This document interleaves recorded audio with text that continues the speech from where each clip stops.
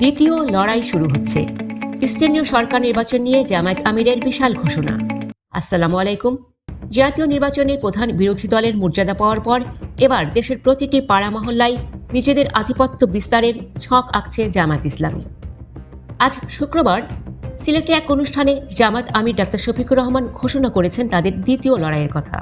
তিনি দাবি করেছেন, এবারের নির্বাচনে জামায়াতের 3টি বড় লাভ হয়েছে। বিশেষ করে 6টি অশুভ শক্তির বিরুদ্ধে লড়াই করে জামায়াত আজ যেখানে দাঁড়িয়েছে তা অনেকের কাছেই বিস্ময়।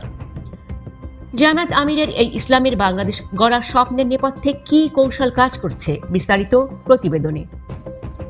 সিলেটের একটি কমিউনিটি সেন্টারে জেলা জামায়াত আয়োজিত শুরা ও কর্মপরিষদ সদস্য শিক্ষা শিবিরে প্রধান অতিথির বক্তব্যে ডাক্তার শফিকুর রহমান নির্বাচনের ফলাফল নিয়ে চুলচেরা বিশ্লেষণ করেন। তিনি বলেন, এবারের নির্বাচনে জামায়াতের 3টি বড় প্রাপ্তি রয়েছে। প্রথমত, এবারই প্রথম জামায়াতের নেতৃত্বে একটি অর্থবহ ঐক্য হয়েছে। দ্বিতীয়ত, আল্লাহ জামায়াতকে সংসদের প্রধান বিরোধী দলের দায়িত্ব দিয়েছেন। আর তৃতীয় লাভটি ছিল সবচেয়ে চ্যালেঞ্জিং, একসাথে 6টি অপশক্তির বিরুদ্ধে সমান্তরালে লড়াই করা। মন্ত্রী সরাসরি কারো নাম না নিলেও তিনি ইঙ্গিত দিয়েছেন যে এই সম্মিলিত শক্তির দৌড় কতটুকু তা জামায়াত এখন বুঝে গেছে। নির্বাচনী ক্লান্তি ঝেড়ে ফেলে নেতাকর্মীদের মাঠে নামার নির্দেশ দিয়ে ডাক্তার শফিকুর রহমান বলেন, আমাদের প্রথম লড়াই ছিল জাতীয় নির্বাচন, আর দ্বিতীয় লড়াই শুরু হবে স্থানীয় সরকার নির্বাচনে।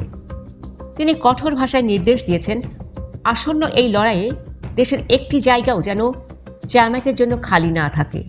অর্থাৎ ইউনিয়ন পরিষদ থেকে শুরু করে উপজেলা ও পৌরসভা সবখানেই এবার জামায়াত সরাসরি প্রতিপক্ষ হিসেবে দাঁড়াচ্ছে। আমিরের এই নির্দেশ তৃণমূলের কর্মীদের মাঝে নতুন প্রাণের সঞ্চার করেছে।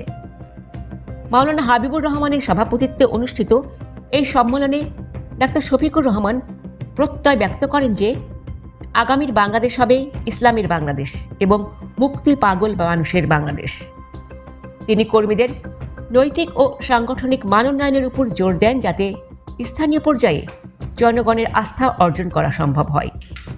দর্শক, জাতীয় নির্বাচনে চমক দেখানোর পর স্থানীয় সরকার নির্বাচনেও কি জামায়াত তাদের আধিপত্য ধরে রাখতে পারবে?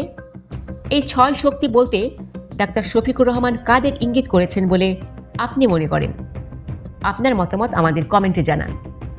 জামায়াতের এই নতুন রাজনৈতিক কৌশলের সব আপডেট পেতে ভিডিওটি শেয়ার করুন এবং আমাদের চ্যানেলটি সাবস্ক্রাইব করুন। ধন্যবাদ। আল্লাহ হাফেজ।